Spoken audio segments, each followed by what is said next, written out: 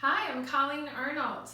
I have an office job during the day, but on the evenings and weekends, I'm a photographer. And a typical day for a photographer is first of all to meet with your clients to see what they want to wear, where they want to be photographed, and who they want to be photographed with. For example, this girl wanted to be photographed in her prom dress so she could remember how beautiful she was on prom day and remember her dress. After that, a typical day involves editing the photos, getting them ready for the client to see, making sure that my camera is clean and that it's operating and that my battery is all charged up. So when I'm out taking the pictures, I don't lose my battery power and the client has to wait for the battery to be recharged. So that's pretty much a typical day for a photographer. I hope you enjoyed this and are interested in photography. It's a great way to enjoy yourself and make some money.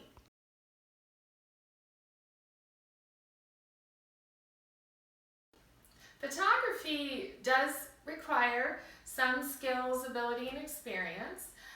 If you'd like to get a degree, for example, you could get a degree in business, fine art, or photography education. The types of skills you need in photography are you need to understand and study how to use a camera, a DSLR, that's a digital camera, not necessarily an iPhone. And you also need skills in Photoshop, which is an online software program, and Lightroom, which you can get for about $10 a month.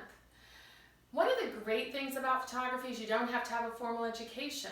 You can really learn a lot about photography online using YouTube or educators that you can find online for maybe around $30 to $35 a month. It is nice to get your degree. If you want to do photography full-time, I'd recommend a business degree. Other than that, it's good to have people skills and technical skills and learn lighting and have an artistic flair.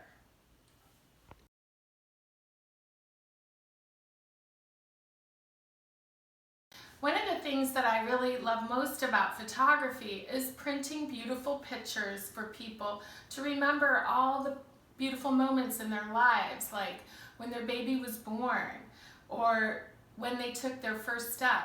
Maybe you have a lot of pictures in your home of yourself with your family. For example, here's a picture that was taken almost 100 years ago, but it's still with us.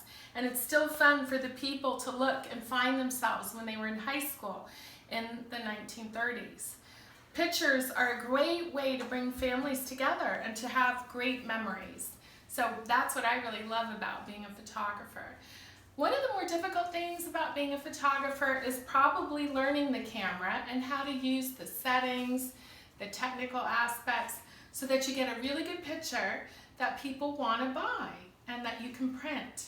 So that's what's great about photography, is all the memories and all the beautiful pictures that families can share. Like this, with these cousins just playing together who've grown up and gone away and got jobs and don't see each other very much anymore, but they'll always have this picture.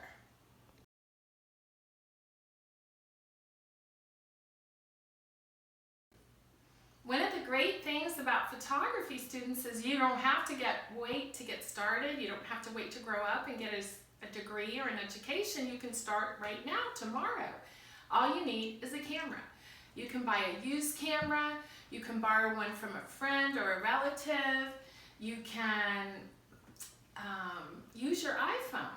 It's a great way to start, or your parents' iPhone. The great thing about photography is you can start learning about it right now. You can get a book in the library. All you have to do is think about, what do you want to photograph? What do you like? Do you like animals? Do you want to photograph flowers? We have so many gardens in South Carolina. Maybe you want to photograph your friends or people, or maybe you want to photograph movement. Whatever your heart desires and whatever you can imagine, you can photograph. So it's not too late to start today, and a great way to get started too is to follow your passion now. And then when you grow up, you'll be ready to start your career in photography.